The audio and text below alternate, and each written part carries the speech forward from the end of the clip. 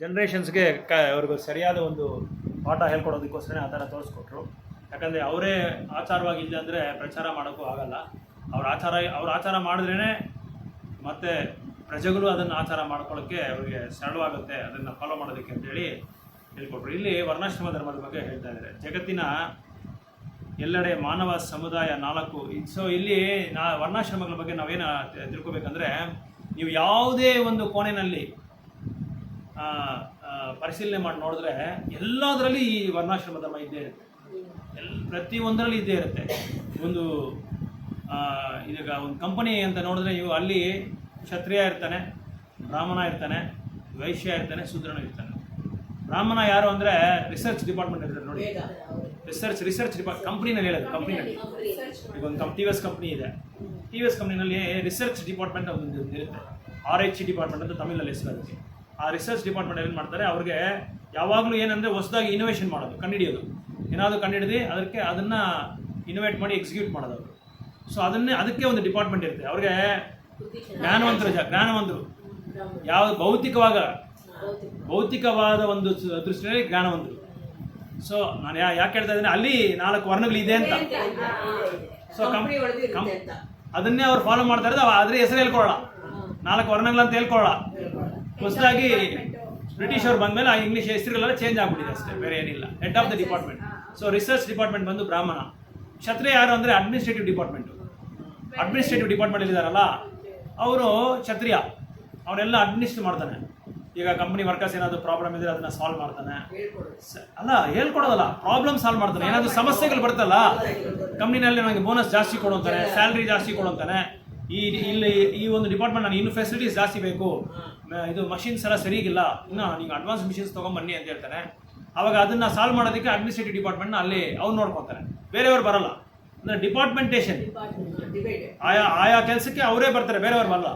ಈಗ ಹೆಂಗೆ ಕಣ್ಣಿಗೆ ಆಪ್ತಮಾಲಜಿಸ್ಟು, ಮೂಗಿಗೆ, ಕಿವಿಗೆ, ನಾಲಿಗೆಗೆ ENT, ಆಮೇಲೆ ಇದು ಚರ್ಮಕ್ಕೆ ಬಂದು ಡರ್ಮಾಟಾಲಜಿಸ್ಟು.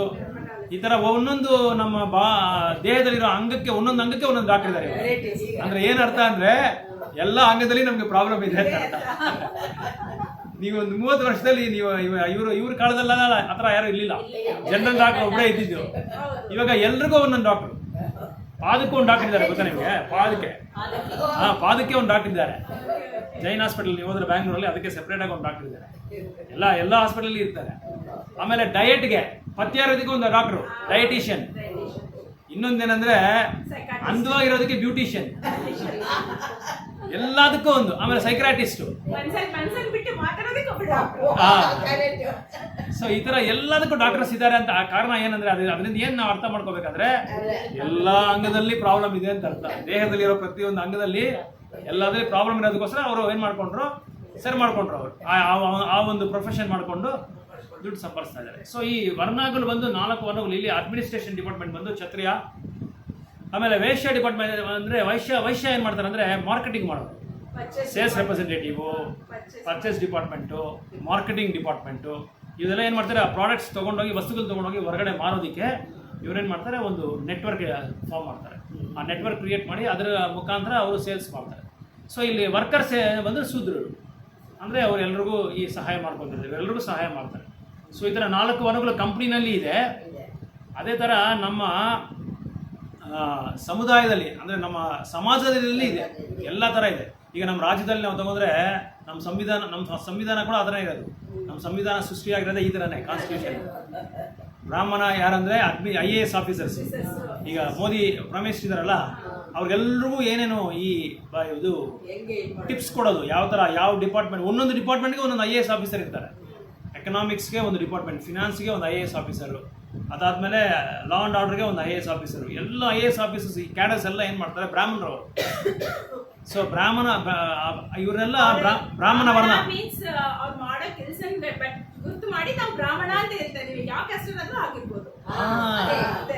ಕ್ಯಾಸ್ಟೇ ಇಲ್ಲ ಇಲ್ಲಿ. ಕ್ಯಾಸ್ಟ್ ಇದೆ, 4 ಕ್ಯಾಸ್ಟ್, 4 ಜಾತಿ. ಅದೇ 4ನೇ 13 ನೀವು ಅದಕ್ಕೆ ತಗೊಂಡಿದ್ದೀನಿ ನಾನು. ಅದಕ್ಕೆ ಚಾತುರ್ವರ್ಣಂ ಗುಣದಿಂದ ಮತ್ತೆ ಅವರ ಮಾಡೋ ಕೆಲಸದಿಂದ. ಚಾತುರ್ವರ್ಣಂ ಗುಣಕರ್ಮ ವಿಭಾಗಸ್ಯ. ಚಾತುರ್ವರ್ಣಂ ಅದು ಕೃಷ್ಣ ಏನು ಮಾಡ್ತಾನೆ, ಇದನ್ನ ನಾನೇ ಸೃಷ್ಟಿ ಮಾಡಿರೋದು ಇರ್ತಾವೆ. ಈ ವರ್ಣಾಶ್ರಮ ಧರ್ಮನ ನಾನೇ ಸೃಷ್ಟಿ ಮಾಡಿರೋದು. ಅವ್ರ ಅವ್ರು ಮಾಡೋ ಕೆಲಸದಿಂದ, ಅವ್ರ ಗುಣದಿಂದ ಅವ್ರ ಜಾತಿ ವಿಭಾಗ ಆಗುತ್ತೆ. ಈಗ ಬ್ರಾಹ್ಮಣ ಯಾಕೆ IAS ಆಫೀಸರ್ ಅಂದರೆ, IAS ಆಫೀಸರ್ಗೆ ತುಂಬ ಮೂಳೆ ಇರುತ್ತೆ, ಬುದ್ಧಿ ಜಾಸ್ತಿ, ವಿವೇಕ ಜಾಸ್ತಿ. ಅವರಿಗೆ ಯಾವ ಥರವಾದ ಸಮಸ್ಯೆನ ಕೊಟ್ಟರು ಅವರು ಅದನ್ನು ಬಗೆಹರಿಸ್ತಾರೆ. ಅದಕ್ಕೆ ಅಂತ ಅವ್ರು ಬಂದು ಜೊತೆಗಿರ್ತಾರೆ, ಪ್ರಧಾನ ಮಂತ್ರಿಗಳ ಜೊತೆ ಇರ್ತಾರೆ. ಅವ್ರಿಗೆ ಹೇಳ್ಕೊಡ್ತಾ ಇರ್ತಾರೆ, ಈ ಥರ ಮಾಡ್ಬೇಕು, ಈ ಥರ. ಆಮೇಲೆ ಡೆಸಿಷನ್ ತೊಗೊಳ್ಳೋದು ಅವರು, ಕ್ಷತ್ರಿಯರ ಡೆಸಿಷನ್ ತೊಗೊಳ್ತಾರೆ.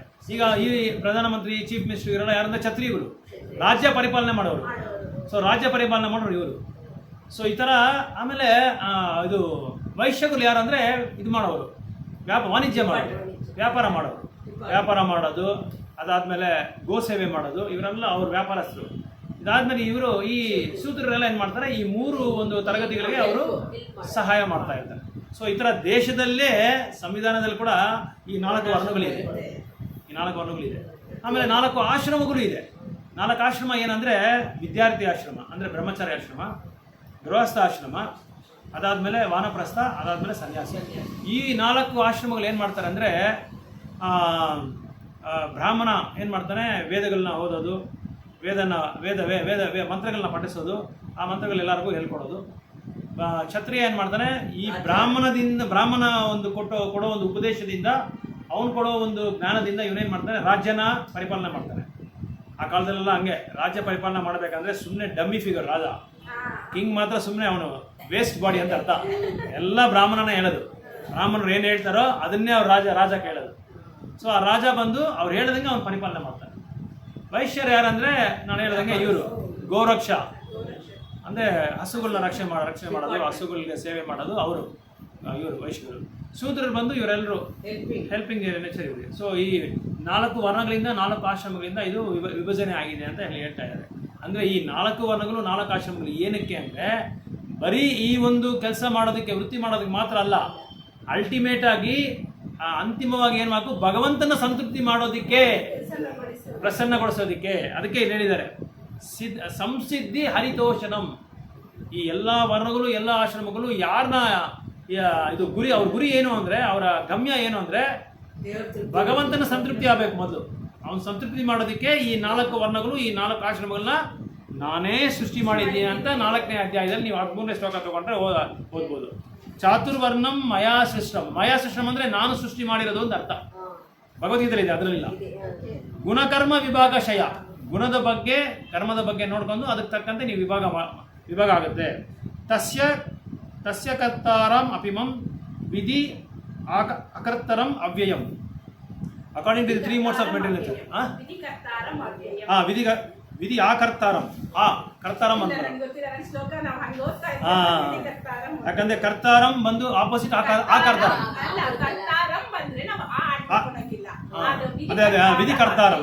ಯಾಕಂದ್ರೆ ಇಲ್ಲಿ ದೀನಲ್ಲೇ ಬಂದ್ಬಿಡುತ್ತೆ, ವಿಧಿನಲ್ಲೇ ಯಾವ ಬಂದ್ಬಿಡುತ್ತೆ, ವಿಧಿ ಕರ್ತಾರಂ ಅಭಯಂ. ಸೊ ಇಲ್ಲಿ ಹೇಳ್ತಾ ಇದ್ದಾರೆ ಭಗವಂತ, according to the 3 modes of material nature and the work associated with them, the 4 divisions of human society are created by me. ಯಾರು ಸೃಷ್ಟಿ ಮಾಡಿರೋದು ಇದು?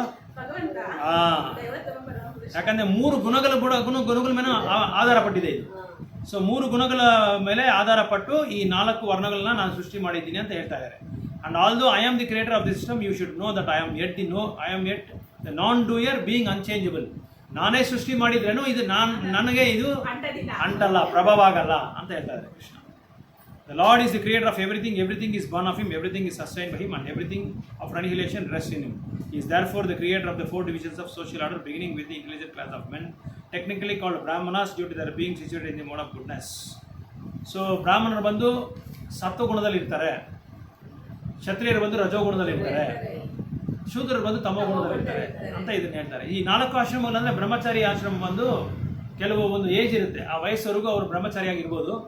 ಅದಾದಮೇಲೆ ಅವನು ಇಷ್ಟಪಟ್ಟರೆ ಅವನು ಗೃಹಸ್ಥಾಶ್ರಮಕ್ಕೆ ಪ್ರವೇಶ ಆಗ್ಬೋದು. ಗೃಹಸ್ಥಾಶ್ರಮ ಅಂದರೆ ಮದುವೆ ಮಾಡ್ಕೊಳ್ಳೋದು, ಮಕ್ಕಳು ಮಾಡ್ಕೊಳ್ಳೋದು, ಆ ಥರ ಮಾಡ್ಕೋಬೋದು. ಒಂದು ವೇಳೆ ಅವನಿಗೆ ಇಷ್ಟ ಇಲ್ಲ ಅಂದರೆ ಅವನು ಬ್ರಹ್ಮಚಾರಿಯನ್ನು ಮತ್ತೆ ಕಂಟಿನ್ಯೂ ಮಾಡ್ಕೋಬೋದು. ಅವನ ಆಶ್ರಮ ಅದೇ ಆಶ್ರಮದಲ್ಲಿ ಕಂಟಿನ್ಯೂ ಮಾಡ್ಕೋಬೋದು. ಅವನು ಯಾವುದೇ ಒಂದು ಆಶ್ರಮದಲ್ಲಿ ಇದ್ರೇನು ಸಂತೃಪ್ತಿ ಮಾಡೋದು ಭಗವಂತನ ಪ್ರಸನ್ನ ಮಾಡಬೇಕು ಅಂತ ಏನು ಹೇಳ್ತಾ ಇದ್ದಾರೆ.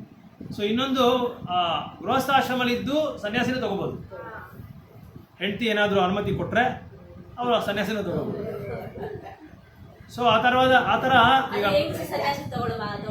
ತಗೋಬಾರ್ದು, ಯಾವ ಶಾಸ್ತ್ರದಲ್ಲಿ ಇಲ್ಲ. ಅದೇ ಇವಾಗೆಲ್ಲ ಮಿಸ್ಗೈಡ್ ಮಾಡ್ತಾ ಇದ್ದಾರೆ. ಇವರೆಲ್ಲ ತುಂಬಾ ಮಿಸ್ಗೈಡ್ ಮಾಡ್ತಾರೆ. ಬೇರೆ ಒಂದು ಆಧ್ಯಾತ್ಮಿಕವಾದ ಒಂದು ಸಂಸ್ಥೆಗಳೆಲ್ಲ ಇದೆಯಲ್ಲ, ಗಂಡಸರು ಮಾತ್ರ, ಹೆಂಗಸರಿಗೆ ಸನ್ಯಾಸಿ ಕೊಡಲ್ಲ. ನಮ್ದ್ರಲ್ಲ, ವೇದ ಹೇಳ್ತಾ ಇದೆ, ಶಾಸ್ತ್ರನೇ ಹೇಳ್ತಾ ಇದೆ. ಆದ್ರೆ ಇವ್ರಿಗೆ ಗೊತ್ತಿದ್ರೆ ಈ ಶಾಂತಿ, ನೀವು ಶಾಂತ ಓಂ ಶಾಂತಿನಲ್ಲಿ, ಆಮೇಲೆ ಅವನಿದ್ದಾನಲ್ಲ ಅವನು ವಸುದೇವ, ಜಗ್ಗಿ ಅದೇ ಸದ್ಗುರು, ಇವರೆಲ್ಲ ಏನ್ ಮಾಡ್ತಾ ಇದಾರೆ, ವಿರುದ್ಧ, ಶಾಸ್ತ್ರಕ್ಕೆ ವಿರುದ್ಧವಾಗಿ ತಗೊಂತಾ ಇದ್ದಾರೆ. ಎಲ್ಲ ಹೆಂಗಸರನ್ನು ಕರ್ಕೊಂಡು ಆಶ್ರಮಗೇ ಇಲ್ಲ. ಆಕ್ಚುಲಿಗೆ ಇದೆ, ಹೆಂಗಸರಿಗೆ ಆಶ್ರಮನೇ ಇಲ್ಲ. ಆಶ್ರಮ ಬಂದು ಬ್ರಹ್ಮಚಾರಿಗಳಿಗೆ ಮಾತ್ರನೇ, ಬ್ರಹ್ಮಚಾರಿಗಳಿಗೆ, ಸನ್ಯಾಸಿಗಳಿಗೆ ಮಾತ್ರನೇ. ವಾನಪ್ರಸ್ಥ ಅಂದ್ರೆ ಏನಂದ್ರೆ, ಅವರು 50 ವರ್ಷಗಳಾದ್ಮೇಲೆ ಆ ಗೃಹಸ್ಥ ಏನ್ ಮಾಡಬೇಕು, ಹೆಂಡತಿನೂ ಕರ್ಕೊಂಡು ಎಲ್ಲಾ ಕ್ಷೇತ್ರಗಳಿಗೆ ಹೋಗ್ಬೇಕು, ಪುಣ್ಯಕ್ಷೇತ್ರಗಳಿಗೆ, ಎಲ್ಲ ದಿವ್ಯ ದೇಶಗಳಿಗೆಲ್ಲ ಹೋಗಿ ಭಗವಂತನ ದರ್ಶನ ಮಾಡಿಕೊಂಡು ಭಗವಂತನ ಬಗ್ಗೆ ಶ್ರವಣ ಮಾಡಬೇಕು. ಯಾರ ಹತ್ರ ಮಾಡ್ಬೇಕಂದ್ರೆ, ಪರಮ ಶ್ರೇಷ್ಠ ಪರಮ ಭಕ್ತನಾಗಿದ್ದ ಆ ಒಂದು ಭಕ್ತನ ಹತ್ರ, ಸಾಧು ಹತ್ರ ಹೋಗಿ ಅವನಿಗೆ ಎಲ್ಲ ತಿಳಿದಿರಬೇಕು. ಪ್ರತಿಯೊಂದು ಅವನಿಗೆ ಭಗವಂತ ಈ ಭಕ್ತಿ ಬಗ್ಗೆ ಎಲ್ಲ ತಿಳಿದಿರಬೇಕು. ಈ ಆಧ್ಯಾತ್ಮಿಕ ಜ್ಞಾನ ಇರಬೇಕು ಅವನಿಗೆ. ಅವನು ಪರಮ ಭಕ್ತನಾಗಿರಬೇಕು. ಅವನ ಹತ್ರ ಹೋಗಿ ಅವನ್ನೆಲ್ಲ ತಿಳ್ಕೊಬೇಕು. ಅದೆಲ್ಲ ತಿಳ್ಕೊಂಡು ಅರ್ಥ ಮಾಡಿಕೊಂಡು 50 ವರ್ಷ 55 ವರ್ಷ ಆದಮೇಲೆ ಅವರ ಗುರು ಏನಾದರೂ ಅವನಿಗೆ, ನೀನು ಸನ್ಯಾಸಿ ತೊಗೊಳಕ್ಕೆ ಅರ್ಹತೆ ಇದೆ ನಿನಗೆ. ಸನ್ಯಾಸಿ ಅಂದರೆ ನಮ್ದಲ್ಲಿ ತುಂಬ ಕಷ್ಟ ಕೊಡೋದು, ಬೇರೆ ಥರ ಅವ್ರ ಥರ ಅಲ್ಲ. ಭಾಗವತಂ ಎಲ್ಲ ಗೊತ್ತಿರಬೇಕು, ಭಗವದ್ಗೀತೆ ಗೊತ್ತಿರಬೇಕು, ವೇದಶಾಸ್ತ್ರ ಎಲ್ಲ ಗೊತ್ತಿರಬೇಕು. ಆಮೇಲೆ ಇನ್ನೊಂದು ಬೇರೆ ಯಾವುದೇ ಒಂದು ಮನಸ್ಸಲ್ಲಿ ಯೋಚನೆ ಇರಬಾರ್ದು, ಯಾವ ಚಿಂತನೆಯೂ ಇರಬಾರ್ದು. ಎಲ್ಲ ಬಿಟ್ಬಿಡ್ಬೇಕು. ಎಲ್ಲ ಬಿಟ್ಟು ಭಗವಂತನ ಒಂದು ಪಾದದಲ್ಲಿ ಶರಣಾಗತಿ ಆಗ್ಬಿಡ್ಬೇಕು. ಆಮೇಲೆ ಯಾವುದು ಒಂದು ಕೊರತೆ ಇರಬಾರ್ದು ಅವರಲ್ಲಿ. ದೇವಸ್ಥಾನದಲ್ಲಿ ಅಷ್ಟೇ, ಹೊರಗಡೆ ಅಷ್ಟೇ, ಅವ್ರ ಮೇಲೆ ಏನು ಕಂಪ್ಲೇಂಟ್ ಇರಬಾರ್ದು. ಇದ್ರೆ ಸನ್ಯಾಸ ತಗೊಳ್ಳಲ್ಲ. ಇದು 8 ವರ್ಷ ಅವನ್ನ ಇದರಲ್ಲಿ ಇಡ್ತಾರೆ, ಅಬ್ಸರ್ವೇಷನಲ್ಲಿ ಇಟ್ಟು ಆಮೇಲೆ ಅವ್ರಿಗೆ ಸನ್ಯಾಸ ಕೊಡ್ತಾರೆ. ಅವ್ರೇನಾದರೂ ಒಪ್ಕೊಂಡ್ರೆ ಅವ್ರನ್ನ ಮೊದಲು ಕೇಳ್ತಾರೆ, ನೀನು ಸನ್ಯಾಸ ತಗೊಳಕ್ಕೆ ಇಷ್ಟ ಇದೆಯಪ್ಪ ನಿನಗೆ ಅಂತ ಕೇಳ್ತಾರೆ. ಹ್ಞೂ ಅಂದರೆ ಅವ್ರು ಮನೆಗೆ ಬರಂಗಿಲ್ಲ. ಅದರಲ್ಲಿ 4 ಸನ್ಯಾಸಿ ಇದ್ದಾರೆ. ಸನ್ಯಾಸಿದಲ್ಲಿ 4 ವಿಧ ಇದ್ದಾರೆ. ಅದರಲ್ಲಿ 4 ವಿಧ ಅಲ್ಲ, ಹಂಗಿದ್ರೆ ಹೋಗಂಗೆ ಇಲ್ಲ, ಹಂಗಿದ್ರೆ ಬೇಡ ಅಂತ ಹೇಳ್ತಾರೆ. ನಿಮ್ಗೆ ಆ ಥರ ಏನಾದರೂ ಅಟ್ಯಾಚ್ಮೆಂಟ್ ಇದ್ರೆ ಇಟ್ಕೊಳ್ಳಿ, ಪರವಾಗಿಲ್ಲ. ಮನೆಯಲ್ಲಿ ಇದ್ದೇನೆ ಭಕ್ತಿ ಸೇವೆ ಮಾಡಿ. ಸನ್ಯಾಸಿ ಅಂದ್ರೆ ಮನೆಯಲ್ಲಿ ಕೂಡ ಸನ್ಯಾಸಿ ಆಗ್ಬೋದು, ಗೊತ್ತಾ ನಿಮ್ಗೆ? ಚಿಂತನೆ ಮುಖ್ಯ. ಚಿಂತನೆ ಮತ್ತು ಇದು ಏನದು ಪ್ರಜ್ಞೆ ಮುಖ್ಯ. ಪ್ರಜ್ಞೆ ಮುಖ್ಯ. ಮನೆಯಲ್ಲೇ ಇಟ್ಕೊಂಡು ಎಷ್ಟೋ ಜನ ಇವಾಗ ಸನ್ಯಾಸ ಮಾಡ್ತಾ ಇದ್ದಾರೆ, ಎಷ್ಟೋ ಜನ ಮಾಡ್ತಾ ಇದ್ದಾರೆ. ಆದರೆ ಹೆಂಡತಿ ಸ್ವಲ್ಪ ಸಪೋರ್ಟ್ ಮಾಡ್ಬೇಕಾದ್ರೆ, ಅವ್ರು ಕೋಆಪರೇಟ್, ಹೊಂದಾಣಿಕೆ ಇದ್ರೆ ಮನೆಯಲ್ಲೇ ಇಟ್ಕೊಂಡು ಸನ್ಯಾಸಿ ಆಗ್ಬೋದು. ಅಲ್ಲೇ ಇಟ್ಕೊಂಡು ಸನ್ಯಾಸಿ ತಗೊಂಡ್ರೆ ಸ್ವಲ್ಪ ನಮ್ಗೆ ಭಕ್ತಿ ಸೇವೆಯಲ್ಲಿ ತೀವ್ರ ಆಗುತ್ತೆ. ತೀವ್ರವಾಗಿ ನಾವು ಭಕ್ತಿ ಸೇವೆ ಮಾಡ್ತೀರಿ. ಇಲ್ಲಿದ್ರೆ ಏನಾಗುತ್ತೆ, ನನ್ನ ಹೆಂಡತಿ ಏನಾಗುತ್ತಪ್ಪ, ಏನೋ ಫೋನ್ ಬಂದ್ರೆ ಬರ್ತೀನಿ, ಈಗಲೇ ಬರ್ತೀನಿ ಅಂತ ಹೇಳ್ಬೋದು. ಅದೆಲ್ಲ ಏನಿರಲ್ಲ ಅಲ್ಲೆಲ್ಲ ಸನ್ಯಾಸದಲ್ಲ. ಮಗಳು ಫೋನ್ ಮಾಡ್ತಾಳೆ, ಮಗನ ಫೋನ್ ಮಾಡ್ತಾನೆ, ಮಗ ಸ್ವಲ್ಪ ಬಿಸ್ನೆಸ್ ಅಲ್ಲಿ ಎಡವಟ್ಟಾಗಿದೆ, ಸ್ವಲ್ಪ ಬರ್ತೀರಾ ಅಂದ್ರೆ ಹೋಗ್ಲೇ ಹೋಗಾಗ. ಆಮೇಲೆ ಸ್ವಲ್ಪ ಈ ಪ್ರಾಪರ್ಟೀಸ್ ಎಲ್ಲ ಏನೋ ಸ್ವಲ್ಪ ನನಗೆ ಕಾಂಪ್ಲಿಕೇಶನ್ ಆಗಿದೆ, ಸ್ವಲ್ಪ ಒಂದು ನಿಮಗೆ ರೆಡಿ ಮಾಡ್ಕೊಟ್ಬಿಡಿ, ಗೈಡ್ ಮಾಡಿ ಅಂತ ಹೇಳಿದ್ರೆ ನಾವು ಹೋಗ್ಬೇಕು. ಇದೆಲ್ಲ ಇದು ಅಟ್ಯಾಚ್ಮೆಂಟ್ ಇರುತ್ತೆ, ಬಂಧನಗಳು ಜಾಸ್ತಿ ಇರುತ್ತೆ. ಇನ್ನೊಂದು ನಮ್ಗೆ ಅನುಕಂಪ ಜಾಸ್ತಿ ಇರುತ್ತೆ. ಏನಾಗುತ್ತೋ, ಎಷ್ಟು ಕಷ್ಟ ಬಿದ್ದು ನಾನು ಸಂಪಾದಿಸಿದೆ, ಏನೋ ಮಾಡ್ಕೊಂಡ್ಬಿಡ್ತೇನೆ, ಇದು ಬಾಬಾ ಈಗಲೇ ಬರ್ತೀನಿ ಅಂತ ಓಡ್ತೀನಿ. ಸೊ ಅನುಬಂಧ ಜಾಸ್ತಿ ಇರುತ್ತೆ. ಅಲ್ಲಿ ಇನ್ನೊಂದು ಹೃದಯ ಗ್ರಂಥಿ ಅಂತ ಭಾಗವತನ ಒಂದು ಶ್ಲೋಕ ಬರುತ್ತೆ.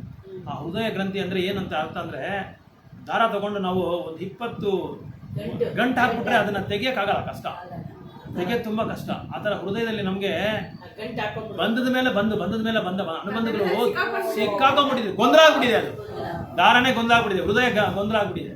ಅದಕ್ಕೆ ನಮ್ಮ ಕೈಯಲ್ಲಿ ಆಗಲ್ಲ. ಅಲ್ಲೋದ್ರೆ ಏನಾಗುತ್ತೆ ಅಂದ್ರೆ, ಮುಖ್ಯವಾಗಿ ಹೆಂಡತಿ ನೋಡಬಾರ್ದು. ಮೊದಲನೇ ಒಂದು ಕ್ಲಾಸಲ್ಲಿ ಮೊದಲನೇ ಕ್ಲಾಸಲ್ಲಿ ಏನಾಗ್ತದೆ ಅಂದ್ರೆ, ಅದೇ ಒಂದು ಗ್ರಾಮದಲ್ಲೋ ಪಟ್ಟಣದಲ್ಲೋ ಸನ್ಯಾಸಿಯಲ್ಲಿ ಇರ್ತಾರೆ, ಹೆಂಡತಿಯಿಂದ ಅಡುಗೆ ಮಾಡಿ ಕಳಿಸ್ತಾರೆ. ಅದೊಂದು ಕ್ಲಾಸು, ಕುಟೀಚ ಅಂತ ಹೆಸರು ಅದಕ್ಕೆ. ಆಮೇಲೆ ನೆಕ್ಸ್ಟ್ ಬಂದು ಅದನ್ನ ಬಿಟ್ಟು ನೆಕ್ಸ್ಟ್ ಸ್ಟೇಜ್ಗೆ ಹೋಗಾದ್ಮೇಲೆ ಅದನ್ನು ಬಿಟ್ಟು ಅವ್ರು ಏನು ಮಾಡ್ತಾರೆ, ಭಿಕ್ಷಾಟನೆಗೆ ಹೋಗ್ತಾರೆ. ಭಿಕ್ಷಾಟನೆಗೆ ಹೋಗಿ ಅಂದ್ರೆ ಯಾರ ಹತ್ರ ಭಕ್ತರು ಇರ್ತಾರಲ್ಲ ಅವ್ರ ಹತ್ರ ಮಾತ್ರನೇ ಹೋಗ್ತಾರೆ, ಬೇರೆ ಹತ್ರ ಹೋಗಲ್ಲ. ಅವ್ರ ಹತ್ರ ಹೋಗಿ ಮಧುಪರ್ಕ ಅಂತ ಹೆಸರು ಅದಕ್ಕೆ. ಅವ್ರ ಹತ್ರ ಹೋಗಿ ಅದನ್ನ ತಗೊಂಡು ಆ ಪ್ರಸಾದನ ತಗೊಂತಾರೆ. ಅದಾದ್ಮೇಲೆ ಆ ಮೊದಲನೇ ಒಂದು ಕ್ಲಾಸ್ ಆದ್ಮೇಲೆ, ಆ ಮೊದಲನೇ ಒಂದು ಸಮಯ ಟೈಮ್ ಆದ್ಮೇಲೆ ಹೆಂಡತಿ ನೋಡಬಾರ್ದು ಅಷ್ಟೇ, ಅವರು ಮುಗೀತಷ್ಟೇ ಕತೆ. ಎರಡನೇ ಸ್ಟೇಜ್ಗೆ ಹೋಗ್ಬಿಟ್ರೆ ಅವ್ರು ಹೋಗ್ಬಾರ್ದು. ಇದು ಸನ್ಯಾಸದಲ್ಲಿ 4 ಸ್ಟೇಜ್ ಇದ್ದು, ಕುಟೀಚ, ಬಂಡೀಚ, ಆಮೇಲೆ ಪಾರಿವ್ರಾಜಕಾಚಾರ್ಯ, ಪರಮಹಂಸ, ಈ ಥರ 4 ಸ್ಟೇಜಸ್ ಇದೆ ಅದರಲ್ಲಿ. ಸೊ ಕುಟೀಚ ಬಂದು ಒಂದು ಸಮಯದಲ್ಲಿ ಮಾತ್ರ ಒಂದು 6 ತಿಂಗಳು 1 ವರ್ಷನೋ ಏನೋ ಟೈಮ್ ಇರುತ್ತೆ. ಅದರಲ್ಲಿ ಮಾತ್ರ ಹೆಂಡತಿ ಬಂದು ಮನೆಯಿಂದ ಬರುತ್ತೆ, ಊಟ ಬರುತ್ತೆ, ಪ್ರಸಾದ ಬರುತ್ತೆ, ಅದು ತಗೋಬೋದು. ಎರಡನೇ ಸ್ಟೇಜಲ್ಲಿ ಏನು ಮಾಡ್ತಾರೆ, ಆ ಗ್ರಾಮ ಬಿಟ್ಟು ಹೊರಟ್ಬಿಡ್ತಾರೆ ಅವರು. ಹೊರಟು ಬೇರೆ ಕಡೆ ಹೋಗ್ತಾ ಇರ್ತಾರೆ, ಗ್ರಾಮಕ್ಕೆ ಹೋಗ್ತಾ ಇರ್ತಾರೆ. ಬೇರೆ ಗ್ರಾಮಕ್ಕೆ ಹೋಗಿ ಪ್ರಚಾರ ಕೊಟ್ಟು ಹೋಗ್ಬಿಡ್ತಾರೆ. ಸನ್ಯಾಸಿ ಬಂದು ಒಂದೇ ಕಡೆ ಇರಬಾರ್ದು, ಇನ್ನೊಂದು ಒಂದೇ ಕಡೆ ತುಂಬ ದಿನ ಇರಬಾರ್ದು. ಸೊ 2ನೇ ಸ್ಟೇಜಲ್ಲಿ ಭಿಕ್ಷಾಟನೆ ತಗೊಂಡು ಅವರು ಪ್ರಸಾದ ಮಾಡ್ಕೊಂಡು ತಿಂತಾರೆ. 3ನೇ ಸ್ಟೇಜಲ್ಲಿ ಬಂದು ಎಲ್ಲ ಕಡೆ ಸುತ್ತಾ ಇರ್ತಾರೆ, ಪ್ರಚಾರ ಮಾಡ್ತಾ ಇರ್ತಾರೆ. ಸೊ ಇನ್ನೊಂದು ಸ್ಟೇಜ್ ಪರಮಹಂಸ ಬಂದು ಒಂದು ಪರ್ಟಿಕ್ಯುಲರ್ ಪ್ಲೇಸಲ್ಲಿ ಸ್ಟೇ ಆಗ್ಬಿಡ್ತಾರೆ. ಈಗ ಬೃಂದಾವನ ಮತ್ತೆ 55 ವರ್ಷ ಆಗಿದೆ ಸನ್ಯಾಸ ತಗೊಂಡು. ಇರೋದ್ರಲ್ಲೇ ಟಾಪ್ ಮೋಸ್ಟ್ ಅಂದರೆ ಸನ್ಯಾಸತ್ವವನ್ನು ಆಚರಣೆ ಮಾಡಿದವರು ತುಂಬ ವರ್ಷಗಳು ಅವರೇ ನಮ್ಮಿದ್ದಾರೆ ಇದರಲ್ಲಿ. ಈಗ ಪ್ರೆಸೆಂಟ್ ಸನ್ಯಾಸಿ ಟೀಮಲ್ಲಿ 50 ವರ್ಷ ಆಗ್ಬಿಟ್ಟಿದೆ ಅವರು. ಸನ್ಯಾಸಿ ತಗೊಂಡು 50 ವರ್ಷ ಆಗಿದೆ ನೋಡ್ಕೊಳ್ಳಿ. 50 ವರ್ಷ ಆಗಿದೆ ಅವ್ರು ಸನ್ಯಾಸಿ ತಗೊಂಡು. ಇನ್ನೂ ಅದನ್ನು ಆಚರಣೆ ಮಾಡ್ತಾನೆ ಇದೆ, ಕಾಪಾಡ್ಕೊಂಡು ಆಚರಣೆ ಮಾಡ್ತಾ ಇದ್ದಾರೆ ಅದನ್ನು. ಆಮೇಲೆ ಗುರು ಮಹಾರಾಜ 10,000 ಜನನ ಶಿಷ್ಯರಾಗಿ ತಗೋ ಅಂತ ಹೇಳಿದ್ರು. ಇವ್ರು 70,000 ಜನ ತಗೊಂಡು. ಅಂದ್ರೆ ಏನು ಅರ್ಥ ಗೊತ್ತಾ? 70,000 ಶಿಷ್ಯರ ಒಂದು ಕರ್ಮ ಪಾಪವನ್ನು ತಗೊಂಡಿದ್ದಾರೆ. ಅದಕ್ಕೆ ಅವ್ರಿಗೆ ಅಷ್ಟೊಂದು ಕಾಯಿಲೆ. ನಮ್ಮಿಂದನೇ ಕಾಯಿಲೆ ಇದು, ಬೇರೆಯವರಿಂದ ಇಲ್ಲ. ಯಾಕಂದ್ರೆ ಶಿಷ್ಯರ ಸರಿಯಾಗಿ ಆಚರಣೆ ಮಾಡ್ತಾ ಇಲ್ಲ. ಗುರು ದೀಕ್ಷೆ ತಗೊಳ್ಳುವಾಗ ಅವ್ರು ಏನು ಒಂದು ನಿಬಂಧನೆಗಳು ಕೊಟ್ಟಿದ್ದಾರೋ ಅದನ್ನ ಫಾಲೋ ಮಾಡಿದ್ರೆ ಬಿಟ್ಬಿಟ್ಟಿದ್ದಾರೆ. ಅದಕ್ಕೆ ಅವ್ರು ತಗೋಬೇಕಾಗುತ್ತೆ ಕರ್ಮ, ಆ ಕರ್ಮನ ಅವ್ರು ತಗೋಬೇಕಾಗುತ್ತೆ. ಅದಕ್ಕೆ ಗುರುವಿನ ಒಂದು ಸ್ಥಾನ ಬಂದು ತುಂಬ ದೊಡ್ಡ ಸ್ಥಾನ. ಆ ಕರ್ಮನ ನಾವು ತಗೋಬೇಕಾಗುತ್ತೆ. ನಮಗೇನಾಗುತ್ತೆ ಗೊತ್ತಾ? ಅದೆಲ್ಲ ಸರಿಯಾಗಿ ಆಚರಣೆ ಮಾಡಿದ್ರೆ ನಮಗೆ ಪ್ರಾಬ್ಲಮ್ ಆಗುತ್ತೆ. ಭೌತಿಕವಾಗಿ ನಮಗೆ ಸಮಸ್ಯೆ ಆಗುತ್ತೆ, ಆಧ್ಯಾತ್ಮಿಕವಾಗಿ ನಮಗೆ ಸಮಸ್ಯೆ ಆಗುತ್ತೆ. ಅದಕ್ಕೆ ನಾವು ತುಂಬ ಅದೇನು ದೊಡ್ಡ ವಿಷಯ ಏನಿಲ್ಲ. ದೀಕ್ಷೆ ತಗೊಂಡದ್ದು ಏನು ನಾವು ಫಾಲೋ ಮಾಡ್ತಾ ಇದ್ದೀವಿ. 2 ಪ್ರಾಬ್ಲಮ್ ಅಷ್ಟೇ. ಆನಿಯನ್ ಗಾರ್ಲಿಕ್ 2 ಪ್ರಾಬ್ಲಮ್, ಬೇರೆ ಏನಿಲ್ಲ. ಕಾಫಿ ಟೀ ಅಷ್ಟೇ. ಇದು ಈಸಿಯಾಗಿ ಬಿಡ್ಬೋದು. ಇವಾಗ ನಾವು ಹಬ್ಬ ವಾರದಲ್ಲಿ ಏನು ಮಾಡ್ತೀರಿ? ಕುಡಿಯೋದೇ ಇಲ್ಲ. ಅದ್ರ ಬಂದು ಬೇರೆ ಆಲ್ಟರ್ನೇಟಿವ್ಸ್ ಇದೆ. ಹಾಲು ತಗೋಬೋದು, ಬಾದಾಮಿ ಹಾಲು ತಗೋಬೋದು, ಹೆರ್ಬಲ್ ಟೀ ತಗೋಬೋದು, ಹೆರ್ಬಲ್ ಕಾಫಿ ತಗೋಬೋದು. ಎಲ್ಲ ಆಯುರ್ವೇದಿಕ್ ಎಲ್ಲ ಇದೆ. ಏನು ಬೇಕಾದ್ರು ಕಾಫಿನೇ ಇದೆ ಹೆರ್ಬಲಲ್ಲಿ. ನಮ್ಮ ಇದರಲ್ಲಿ ಕಾಫಿನೇ ಇದೆ, ಕಾಫಿ ಟೀನೂ ಇದೆ. ಹೆರ್ಬಲಲ್ಲೇ ಅದೇ ಥರ ಇರುತ್ತೆ, ಡಿಕಾಷನ್ ಕಾಫಿ ಥರನೇ ಇರುತ್ತೆ, ಚೆನ್ನಾಗಿರುತ್ತೆ. ಆ ಥರ ಎಲ್ಲ ಆಲ್ಟರ್ನೇಟಿವ್ಸ್ ಇದೆ. ಫಾರ್ ಎಕ್ಸಾಂಪಲ್ ಇವಾಗ ಸನ್ಯಾಸತ್ವ ತಗೊಂಡ್ಬಿಟ್ಟು ತಿರ್ಗಾ ಅವ್ರು ಮದುವೆ ಮಾಡ್ಕೊಳ್ತಾರೆ, ಸನ್ಯಾಸತ್ವ ತಗೊಂಡು ಮದುವೆ ಮಾಡ್ಕೊಳ್ಳೋರು ಇದ್ದಾರೆ ಅಂದ್ರೆ ಆ ಒಂದು ಆಶ್ರಮದ ಒಂದು ಇದನ್ನ ನಿಯಮಗಳನ್ನ ಅವ್ರು ಫಾಲೋ ಮಾಡೋಕ್ಕಾಗಲಿಲ್ಲ ಅಂತ ಅರ್ಥ. ಮಾಡಬಾರ್ದು, ಮಾಡ್ಕೊಂಡ್ಮೇಲೆ ಏನು ಮಾಡೋಕ್ಕಾಗಲ್ಲ ಅಂದ್ರೆ ಅವರ ಇಂದ್ರಿಯಗಳನ್ನ ಅವರು ಕಟ್ಟುನಿಟ್ಟಲ್ಲಿ ಇಟ್ಕೊಂಡಿಲ್ಲ ಅಂತ ಅರ್ಥ. ಸನ್ಯಾಸದ ಮುಂದೆ ಅದೇ ಹೇಳೋದು. ಅದಕ್ಕೆ ಸನ್ಯಾಸತ್ವ ಈಸಿಯಾಗಿ ಕೊಡಲ್ಲ ಅಂತ ಹೇಳ್ತಾರೆ. ಕೊಡೋದಿಲ್ಲ, ಸರಳವಾಗಿ ಯಾರಿಗೂ ಸನ್ಯಾಸತ್ವ ಕೊಡಲ್ಲ. ಕೊಟ್ಬಿಟ್ರೆ ಅವರೇ ಫಸ್ಟ್ ಹೋಗಿ ಹರೇ ಕೃಷ್ಣ ಅವರೇ ಅರ್ಥ ಮಾಡ್ಕೊಬೇಕು, ಈ ಥರ ಇರಬೇಕು ಅಂತ ಅವ್ರು ಅರ್ಥ ಮಾಡ್ಕೊಬೇಕು.